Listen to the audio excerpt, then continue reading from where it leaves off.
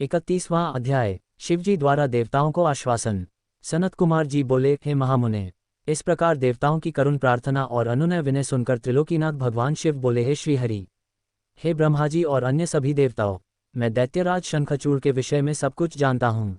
असुरराज शंखचूड़ भले ही देवताओं का शत्रु एवं प्रबल विरोधी हो गया हो, परंतु वह अभी भी धार्मिक है और सच्चे हृदय से धर्म का पालन करता है। परंतु फिर भी तुम लोग मेरे पास मेरी शरण में आए हो और शरणागत की रक्षा करना सभी का कर्तव्य है, इसलिए मैं तुम्हारी रक्षा करने का वचन देता हूँ। तुम अपनी व्यर्थ की चिंताएं त्याग दो और प्रसन्न होकर अपने अपने स्थान पर लौट जाओ। मैं निश्चय ही शंखचूड़ का संहार करके उसके द्वारा दिए गए कष्टों से तुम्हें मुक्ति दिलाकर तुम्हारा स्वर्ग का राज्य तुम्हें वापस दिलाऊंगा। भगवान शिव जब इस प्रकार से देवताओं को शंखचूड़ के वध का आश्वासन दे ही रहे थे, तभी उनसे मिलने के लिए राधा के साथ श्रीकृष्ण वहां पधारे। भगवान शिव को प्रणाम करके वे प्रभु की आज्ञा से उनके पास ही बैठ गए। श्रीकृष्ण और राधा ने महादेव जी की मन में बहुत स्तुति की। जब भगवान शिव ने उनसे उनके आने का कारण पूछा, तब श्रीकृष्ण बोले, हे कृपानिधान, दयानिधि, आप तो सब कुछ जानते हैं, आप ही इस जगत में सनाथ हैं। आप तो जानते ही हैं कि मैं और मेरी पत्नी दोनों ही शाप भोग रहे हैं।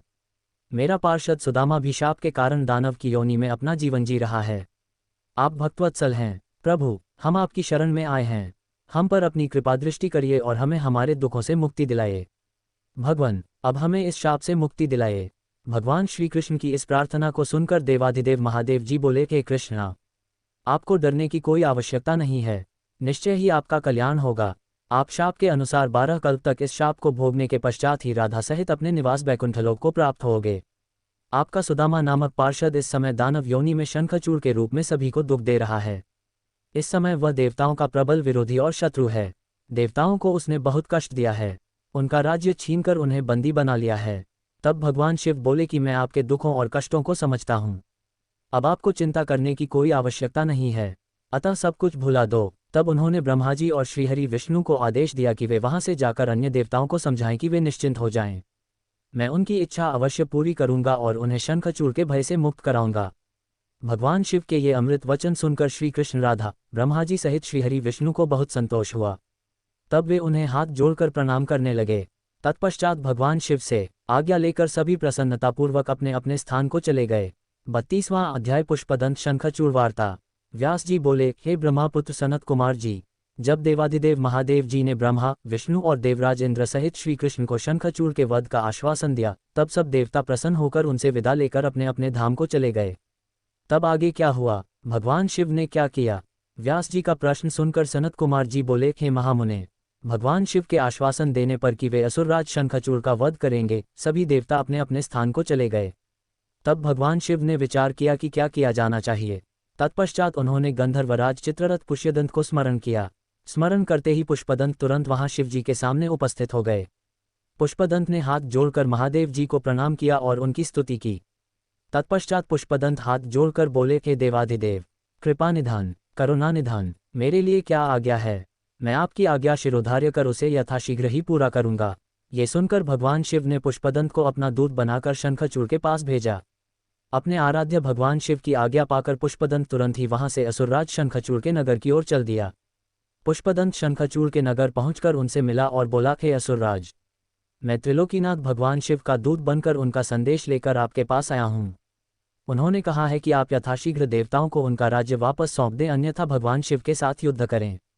युद्ध में उनके हाथों आपका वध निश्चित है। मैंने भगवान शिव के सभी वचन आपसे कह दिए हैं। आप जो संदेश उन्हें देना चाहें मुझे बता दें, मैं आपका संदेश भगवान शिव तक पहुंचा दूंगा। पुष्पदंत नामक दूत की बातें सुनकर असुरराज शंखचूड़ बोला, हे मूर्ख दूत, क्या तुम मुझे बेवकूफ़ समझते हो? जाकर अपने स्वामी से कह दो कि मैं देवताओं को उनका राज्य वापस नहीं दूंगा। मैं वीर हूँ, युद्ध से नहीं डरता। अब शिव और मेरा सामना युद्ध भूमि में ही होगा। असुरराज शंखचूड़ के ऐसे वचन सुनकर पुष्पदंत मन ही मन क्रोध की सारी सीमाएं पार कर गया, परंतु अपने स्वामी की आज्ञा के बिना वह कुछ नहीं करना चाहता था, इसलिए चुपचाप वापस शिवजी के पास लौट गया। 33वां अध्याय। भगवान शिव की युद्ध यात्रा। ब्रह्मापुत्र सनत कुमार जी बोले, हे महर्षि, जब भगवान शिव का पुष्पदंत नामक दूत शंखचूड़ की नगरी से वापस आया तो उसने कैलाश पर्वत पर पहुंचकर भगवान शिव को असुरराज शंखचूड़ द्वारा कही गई सभी बातें बता दीं। तब दूत के इन वचनों को सुनकर भगवान शिव को बहुत क्रोध आया। भगवान शिव ने अपने वीर साहसी गणों और अपने दोनों पुत्रों कार्तिकेय और गणेश को बुलाया। उन्होंने भद्रकाली सहित अपनी पूरी गण सेना को युद्ध के लिए तैयार होने की आज्ञा प्रदान की। भगवान शिव की आज्ञा के अनुसार उनके वीरगणों और पुत्रों ने युद्ध की सभी तैयारियां अतिशीघ्र पूरी की और आकर इस बात से भगवान शिव को अवगत कराया। तब त्रिलोकीनाथ भगवान शिव ने अपनी देव सेना और गणों के साथ दैत्यराज शंखचूड़ की नगरी की ओर प्रस्थान किया। पूरी शिवसेना प्रसन्न मन से भगवान शिव की जय जयकार करती हुई आगे बढ़ रही थी। उनके प्रिय पुत्र गणेश और कार्तिकेय सेना के अधिपति के रूप में अपनी सेना का नेतृत्व कर रहे थे। भगवान शिव की सेना में 8 भैरव, 8 वसु, 11 रुद्र और 12 सूर्य भी सम्मिलित थे। अग्नि, चंद्रमा, विश्वकर्मा, अश्विनी कुमार, कुबेर, यम, नैऋति, नलकुबर, वायु, वरुण, बुध और मांगलिक ग्रह नक्षत्र भी भगवान शिव की सेना की शोभा बढ़ा रहे थे। उनकी सेना में देवी भद्राकाली, जिनकी 100 भुजाएं थीं, अपने पार्षदों के साथ युद्धभूमि की ओर प्रस्थान कर रही थीं। भद्राकाली देवी की जीभ 1 योजन लंबी और चलायमान थी। उनके हाथों में शंख, चक्र, गदा, पद्म, खड्ग, चर्म, धनुष बाण आदि अनेकों वस्तुएं थीं। भद्राकाली देवी के एक हाथ में 1 योजन का गोल खप्पर, एक में आकाश को स्पर्श करने वाला लंबा त्रिशूल तथा अनेक शक्तियां विद्यमान थीं। देवी भद्राकाली का अनुसरण करते हुए उनके साथ 3 करोड़ योगिनी, 3 करोड़ डाकिनियां भी थीं, जो अपनी सेना को साथ लेकर शंखचूड़ की असुर सेना को मजा चखाने के लिए पूरे जोरों शोरों से चल रही थीं। इस प्रकार त्रिलोकीनाथ भगवान शिव की विशाल देव सेना, जिसमें हजारों वीर बलशाली गण विद्यमान थे, पूरे मनोयोग के साथ युद्धस्थल की ओर बढ़ रही थी। तब भगवान शिव ने अपनी सेना को एक वट वृक्ष के नीचे कुछ देर विश्राम करने के लिए कहा और स्वयं भी उसी वट वृक्ष के नीचे आसन लगाकर बैठ गए। 34वां अध्याय, शंखचूड़ की युद्ध यात्रा। सनत कुमार जी बोले, हे व्यास जी। उधर दूसरी ओर जब भगवान शिव का दूत पुष्पदंत असुरराज शंखचूड़ के पास से वापस लौट गया, तब असुरराज शंखचूड़ भी अपने मन में युद्ध करने का निश्चय करके अपनी प्रिय पत्नी देवी तुलसी के पास पहुंचा। वहां उसने तुलसी को बताया कि हे देवी, अब मुझे कल सुबह युद्ध के लिए प्रस्थान करना होगा। ये सुनकर देवी तुलसी रोने लगीं। शंखचूड़ ने उन्हें ढाढ़स बंधाया और कहा कि वीरों की पत्नियां रोकर नहीं बल्कि हंसकर उन्हें विदा करती हैं। ये सुनकर तुलसी ने अपनी आंखों के आंसू पोंछ लिए। प्रातःकाल जागकर असुरराज शंखचूड़ ने अपने राजदरबार का उत्तरदायित्व अपने पुत्र को सौंप दिया तथा देवी तुलसी से पुत्र की सहायता करने के लिए कहा। फिर दैत्यराज शंखचूड़ ने अपनी विशाल दैत्य सेना का युद्ध के लिए आह्वान किया। अपने स्वामी दैत्यराज शंखचूड़ के बुलाने पर विशाल दैत्य सेना पल भर में संगठित हो गई। उस असुर सेना में अनेक वीर और पराक्रमी योद्धा थे। वे युद्ध करने के लिए सुसज्जित होकर आए थे। दैत्य सेना का मनोबल बहुत ऊंचा था। वे अत्यंत गर्वित थे और सोच रहे थे कि इस युद्ध में वे अवश्य ही जीतेंगे। मौर्य, कालिक और कालिकेय नामक 3 वीर असुर सेनापति के रूप में दैत्य सेना का प्रतिनिधित्व कर रहे थे। उस विशाल 3 लाख अक्षौहिणी सेना को देखकर बड़े बड़े वीर पल भर में भयभीत हो जाते थे। असुरराज शंखचूड़ अपनी विशाल दैत्य सेना को देखकर बहुत खुश हो रहा था। तब युद्ध के लिए प्रस्थान करती हुई उस सेना का नेतृत्व स्वयं असुरराज शंखचूड़ ने आगे आकर किया। उनके पीछे वाले रथ में दैत्यों के गुरु शुक्राचार्य उनका मार्ग प्रशस्त कर रहे थे। इस प्रकार अपने स्वामी शंखचूड़ की जय जयकार का उद्घोष करती हुई वह राक्षस सेना तीव्र गति से आगे बढ़ी चली जा रही थी। चलते चलते काफी समय बीत गया। आखिर पुष्पभद्रा नामक नदी के किनारे एक अक्षय वट वृक्ष के नीचे दैत्य सेना ने अपना डेरा लगाया। वहीं से कुछ दूरी पर देव सेना ने भी अपना डेरा डाला हुआ था।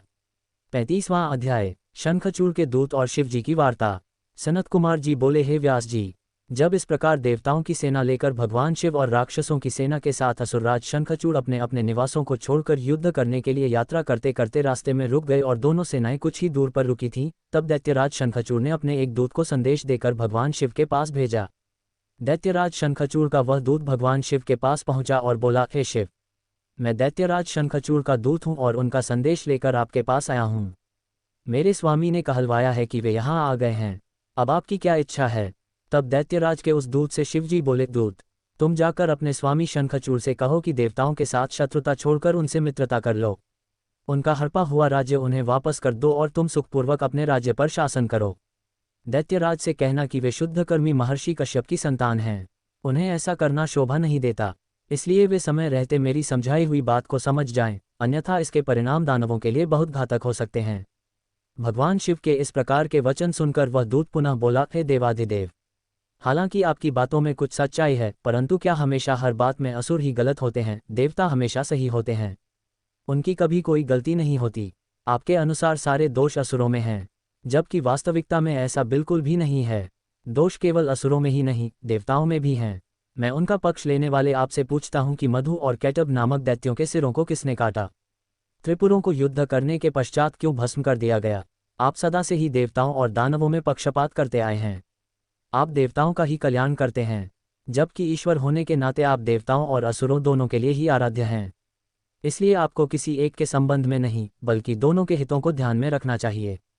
शंखचूड़ के दूत के वचनों को सुनकर कल्याणकारी शिव बोले, दूत, तुम्हारी यह बात पूर्णतः गलत है। मैं देवताओं और दानवों में कभी कोई भेद नहीं करता। मैं तो सदा से ही अपने भक्तों के अधीन हूँ। मैं सदैव अपने भक्तों का कल्याण करता हूँ और उनके अभीष्ट कार्यों की सिद्धि करता हूँ। मुझे देवताओं पर आए संकट को दूर करना है, इसलिए मुझे असुरों से युद्ध करना ही होगा। तुम जाकर इस बात को असुरराज शंखचूड़ को बता दो। ये कहकर भगवान शिव चुप हो गए और वह दूत अपने स्वामी शंखचूड़ के पास चला गया। 36वां अध्याय देव दानव युद्ध। व्यास जी ने सनत कुमार जी से पूछा, हे ब्रह्मापुत्र, जब भगवान शिव का संदेश लेकर दैत्यराज शंखचूड़ का वह दूत वापस अपने स्वामी शंखचूड़ के पास चला गया, तब क्या हुआ? उस दूत ने शंखचूड़ से क्या कहा और उस दूत से सारी बातें जानने के पश्चात दैत्यराज शंखचूड़ ने क्या कहा? हे महर्षि, कृपा करके इस संबंध में मुझे सविस्तार बताए। व्यास जी के प्रश्न को सुनकर सनत कुमार जी बोले, हे महामुने, उस दूत ने अपने स्वामी शंखचूड़ के पास जाकर उसे भगवान शिव से हुई सारी बातें बता दीं। शिवजी की कही बातें सुनकर शंखचूड़ और अधिक क्रोधित हो उठा और उसने अपनी विशाल दैत्य सेना को तुरंत युद्ध के लिए चलने की आज्ञा प्रदान की। दूसरी ओर भगवान शिव ने भी अपने गणों और देवताओं को युद्ध भूमि की ओर प्रस्थान करने के लिए कहा। देवताओं और दानवों दोनों की सेनाएं पूरे जोश और साहस के साथ लड़ने हेतु तत्पर होकर आगे बढ़ने लगीं। दानवों की सेना में सबसे आगे शंखचूड़ था और दूसरी ओर देवसेना में त्रिलोकीनाथ भगवान शिव सबसे आगे चल रहे थे। दोनों सेनाएं अपने स्वामियों के जयघोष के साथ आगे बढ़ रही थीं। उस समय चारों ओर रणभेरियां बजने लगी थीं। कुछ ही समय पश्चात देवता और दैत्य आमने सामने थे। एक दूसरे को अपना घोर शत्रु समझकर दोनों एक दूसरे पर टूट पड़े। भयानक युद्ध होने लगा। हर ओर मारकाट, चीख पुकार मची हुई थी। युद्ध का दृश्य अत्यंत हृदय विदारक था। भगवान श्रीहरि विष्णु के साथ दंभ, कलासुर के साथ कालका, गोकर्ण के साथ हुताशन तो कालंबिक के साथ वरुण देव का युद्ध होने लगा। सब युद्ध करने में मग्न थे, परंतु भगवान शिव तथा देवी भद्रकाली अभी तक ऐसे ही बैठे थे। उन्होंने युद्ध करना शुरू नहीं किया था। उधर दैत्यराज शंखचूड़ भी युद्ध का दृश्य देख रहा था। उस समय युद्ध अपने चरम पर था। दोनों सेनाएं घमासान युद्ध कर रही थीं। सभी बड़ी वीरता से लड़ रहे थे और युद्ध में अनेक प्रकार के आयुधों का प्रयोग कर रहे थे। कुछ ही देर में पृथ्वी कटे मरे और घायल योद्धाओं से पट गई।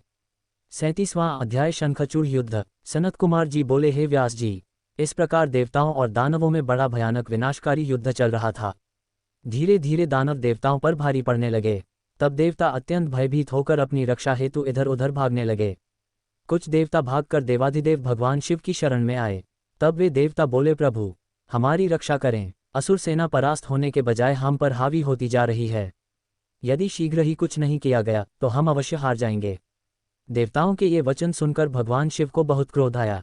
वह उठकर खड़े हो गए और स्वयं युद्ध करने के लिए आगे बढ़े। युद्ध स्थल में पहुंचते ही उन्होंने असुरों की अक्षौहिणी सेना का नाश कर दिया। देवी भद्रकाली भी अनेक दैत्यों को मार मार कर उनका रक्त पीने लगी। इस प्रकार असुरों को युद्ध में कमजोर पड़ता देखकर देवताओं में एक नई जान आ गई। जो देवता इधर उधर अपने प्राणों की रक्षा के लिए भाग गए थे, वे भी आकर पुनः युद्ध करने लगे। उधर भद्रकाली देवी क्रोध से भरकर दैत्यों को पकड़ पकड़ कर अपने मुख में डालने लगी। स्कंद ने अपने बाणों से करोड़ों दानवों को मौत के घाट उतार दिया। ये देखकर असुर सेना भयभीत होकर अपने प्राणों की रक्षा करने हेतु इधर उधर भागने लगी। असुर सेना को इस प्रकार तितर बितर होता देखकर दानवराज शंखचूड़ क्रोधित होकर स्वयं युद्ध में कूद पड़ा। उसने अपने हाथों में धनुष बाण उठाया और भयानक बाणों की वर्षा करनी प्रारंभ कर दी। देखते ही देखते शंखचूड़ ने देवसेना के अनेकों सैनिकों का संहार कर दिया। ये देखकर स्कंद देव आगे बढ़े और शंखचूड़ को ललकारने लगे। शंखचूड़ ने क्रोधित होकर स्कंद पर पलटकर वार किया। उसने स्कंद का धनुष काट दिया और पूरी शक्ति से स्कंद की छाती पर प्रहार किया। फलस्वरूप स्कंद मूर्छित होकर जमीन पर गिर पड़े। कुछ ही देर बाद स्कंद उठकर खड़े हो गए और उन्होंने अपने बाण से शंखचूड़ के रथ में छेद कर दिया। यही नहीं, स्कंद ने शंखचूड़ का कवच, किरीट आदि कुंडल भी गिरा दिया। तत्पश्चात उसने एक भयानक विषबुझी शक्ति से शंखचूड़ पर प्रहार किया। इस प्रहार से शंखचूड़ मूर्छित होकर धरती पर गिर पड़ा और काफी समय तक ऐसे ही पड़ा रहा। कुछ समय पश्चात वह ठीक होकर पुनः युद्ध करने लगा। इस बार उसने भगवान शिव के पुत्र कार्तिकेय को अपना निशाना बनाया और उस पर भयानक शक्ति का प्रहार किया, जिससे कार्तिकेय बेहोश होकर जमीन पर गिर पड़े। तब कार्तिकेय को इस प्रकार धरती पर बेहोश पड़ा हुआ देखकर देवी भद्रकाली उन्हें गोद में उठा लाईं। उनकी दशा देखकर शिवजी ने उन पर अपने कमंडल का जल छिड़का। जल छिड़कते ही कार्तिकेय फौरन उठ बैठे और पुनः युद्ध करने के लिए चल दिए। दूसरी ओर वीरभद्र और शंखचूड़ का भयानक युद्ध चल रहा था। ये कह पाना कठिन था कि दोनों में से कौन अधिक वीर और बलशाली है। एक दूसरे पर वे बड़े शक्तिशाली ढंग से प्रहार कर रहे थे। देवी भद्रकाली भी पुनः युद्ध में आकर दानवों का भक्षण करने लगीं। 38वां अध्याय भद्रकाली शंखचूड़ युद्ध। सनत कुमार जी बोले, हे व्यास जी, देवी भद्रकाली ने युद्धभूमि में जाकर भयंकर सिंहनाद किया, जिससे डरकर अनेकों दानव मूर्छित होकर धरती पर गिर पड़े। भद्रकाली ने अपने तेज और नुकीले दांतों से दानवों का रक्त चूसना शुरू कर दिया। ये देखकर युद्धरत दानव भय से आतंकित हो उठे। वे डरकर इधर उधर भागने लगे। ये देखकर दानवराज शंखचूड़ दौड़कर देवी भद्रकाली से युद्ध करने के लिए आगे आया। शंखचूड़ को सामने खड़ा देखकर भद्रकाली ने प्रलय अग्नि के समान भयंकर बाणों की वर्षा करनी शुरू कर दी, परंतु शंखचूड़ ने वैष्णव नामक अस्त्र से उस वर्षा को शांत कर दिया। देवी भद्रकाली ने उसके जवाब में नारायण अस्त्र चलाया, परंतु शंखचूड़ हाथ जोड़कर उस अस्त्र को प्रणाम करने लगा, जिससे वह नारायण अस्त्र वहीं पर शांत हो गया। दैत्यराज शंखचूड़ अपने भयानक बाणों से देवी पर प्रहार करता और देवी उन असंख्य बाणों को अपनी विकराल दाढ़ों से चबा जाती। इस प्रकार देवी और शंखचूड़ में भयानक संग्राम होने लगा। तभी क्रोधित भद्रकाली ने पाशुपात नामक ब्रह्मास्त्र उठा लिया, परंतु तभी आकाशवाणी हुई कि अभी दैत्येंद्र की मृत्यु का समय नहीं आया है और इसकी मृत्यु आपके हाथों से नहीं लिखी है। तब देवी ने पाशुपात अस्त्र को वापस कर दिया और उसे काटने के लिए दौड़ी। ये देखकर असुरराज ने रौद्रास्त्र चलाकर उनकी गति को कम किया। तब भद्रकाली ने असुरराज द्वारा प्रयोग की गई सारी शक्तियों को तहस नहस कर दिया और आगे बढ़कर शंखचूड़ की छाती पर अपने मुक्के का जोरदार प्रहार किया। इस प्रहार से शंखचूड़ बेहोश होकर धरती पर गिर पड़ा, लेकिन कुछ ही देर पश्चात पुनः उठकर वह भद्रकाली देवी से युद्ध करने लगा। तब देवी ने उसे कसकर पकड़ लिया और चारों ओर घुमाकर धरती पर फेंक दिया। शंखचूड़ कुछ समय तक ऐसे ही पड़ा रहा। तब देवी ने अन्य दानवों का वध करना शुरू कर दिया। शंखचूड़ चुपचाप उठा और जाकर अपने रथ पर धीरे से बैठ गया। 39वां अध्याय शंखचूड़ की सेना का संहार। व्यास जी बोले, हे ब्रह्मापुत्र सनत कुमार जी, जब देवी भद्रकाली द्वारा युद्ध में घायल होकर शंखचूड़ पुनः अपने रथ पर जाकर बैठ गया, तब क्या हुआ? भगवान शिव ने, जो उस युद्ध में असुरराज शंखचूड़ का वध करने के लिए ही आए थे, क्या किया? कृपा कर मुझे इस कथा को सविस्तार सुनाए। व्यास जी की इस जिज्ञासा को शांत करते हुए सनत कुमार जी ने कहना आरंभ किया।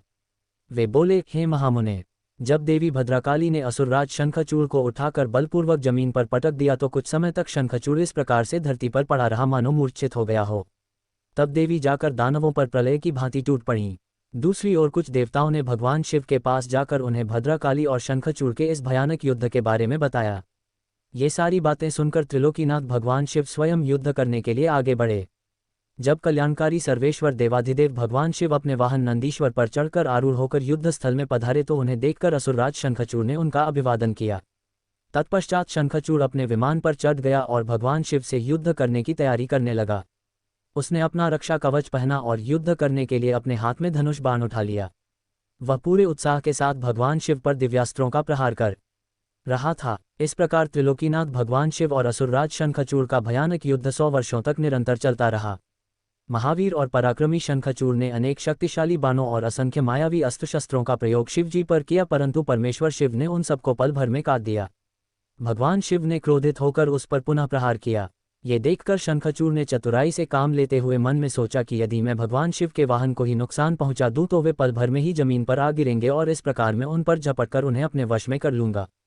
यह विचार मन में आते ही शंखचूड़ ने शिवजी के वाहन नंदीश्वर के सिर पर तलवार से वार किया, परंतु देवाधिदेव ने क्षण मात्र में ही उस तलवार के 2 टुकड़े कर दिए। अपने प्रिय नंदीश्वर को युद्ध में निशाना बनता देखकर उनके सब्र का बांध टूट गया और उन्होंने अपने तेज बाणों से दैत्यराज की ढाल को भी काट दिया। जब तलवार और ढाल दोनों ही खराब हो गईं, तब शंखचूड़ ने अपनी गदा से युद्ध लड़ना आरंभ कर दिया, परंतु गदा का भी हाल वही हुआ जो तलवार और ढाल का हुआ था। तभी देवी भद्रकाली वहां पहुंचकर राक्षसों को मारने काटने लगीं। देखते ही देखते उन्होंने अनेकों वीर दैत्यों का संहार कर दिया। कई का रक्त चूस लिया और बहुतों को अपने मुख में डालकर जिंदा ही निगल लिया। अपनी विशाल दैत्य सेना का इस प्रकार सर्वनाश होता देखकर शंखचूड़ को अत्यधिक पीड़ा हुई। उसका दर्द तब और भी बढ़ गया जब उसने अपने साहसी वीर राक्षसों को प्राण बचाने के लिए जहां तहां भागते हुए देखा। 40वां अध्याय शिवजी द्वारा शंखचूड़ वध। सनत कुमार जी बोले, हे व्यास जी, अपनी विशाल सेना का इस प्रकार संहार होता देखकर असुरराज शंखचूड़ अत्यंत क्रोधित होकर निरंतर उन पर अस्त्रों का प्रहार करने लगा। तत्पश्चात उसने अपनी माया का प्रयोग करते हुए सभी देवताओं सहित देवाधिदेव महादेव को भयभीत करने का प्रयास किया, परंतु इस जगत के स्वामी को इस प्रकार भला कोई डरा सकता है क्या? देवाधिदेव महादेव जी उसकी माया से तनिक भी भयभीत नहीं हुए और उन्होंने शंखचूड़ पर अनेक दिव्य शक्तियों से प्रहार किया, जिनके फलस्वरूप शंखचूड़ की माया पल भर में ही विलुप्त हो गई। क्रोधित महादेव जी ने दैत्येंद्र का वध करने के लिए अपने हाथ में त्रिशूल उठा लिया। जैसे ही वे त्रिशूल का प्रहार करने आगे बढ़े, तभी उन्हें एक आकाशवाणी सुनाई दी जो कि सिर्फ शिव जी के लिए ही थी। आकाशवाणी बोली, हे कल्याणकारी शिव, आप तो सर्वेश्वर हैं, इस जगत के स्वामी हैं। आपकी आज्ञा के बिना तो इस जगत में कुछ हो ही नहीं सकता। भगवान, आप इस तुच्छ राक्षस का वध करने के लिए त्रिशूल का प्रयोग क्यों कर रहे हैं? इसे मारना आपके लिए बहुत ही आसान है। भगवान, आप तो सब वेदों के परम ज्ञाता हैं तथा सब कुछ जानते हैं। जब तक शंखचूड़ के पास भगवान विष्णु का कवच और पतिव्रता स्त्री है, तब तक शास्त्रानुसार यह अवध्य है।